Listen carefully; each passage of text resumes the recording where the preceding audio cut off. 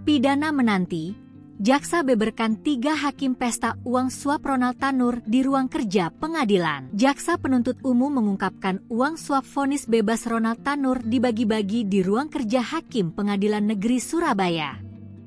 Hal itu terungkap dalam dakwaan jaksa penuntut umum, JPU, pada sidang perdana kasus suap vonis bebas Ronald Tanur. 3 hakim Pengadilan Negeri Surabaya, Rintuah Damanik, Heru Hanindyo, dan Mangapul, menjadi terdakwa di Pengadilan Tipikor Jakarta, Selasa, 24 Desember 2024. Dalam dakwaannya, jaksa mengatakan pada tanggal 4 Maret 2024 bertempat di Pengadilan Negeri Surabaya, Lisa Rahmat memperkenalkan diri kepada terdakwa Rintuah Damanik sebagai penasihat hukum Ronald Tanur. Pada pertemuan tersebut, Lisa Rahmat menyatakan sudah bertemu dengan Heru Hanindyo dan Mangapul yang akan menjadi anggota majelis hakim dalam perkara pidana Ronald Tanur. Pada 5 Maret 2024, Wakil Ketua Pengadilan Negeri Surabaya mengeluarkan penetapan penunjukan majelis hakim dalam perkara pidana atas nama Ronald Tanur.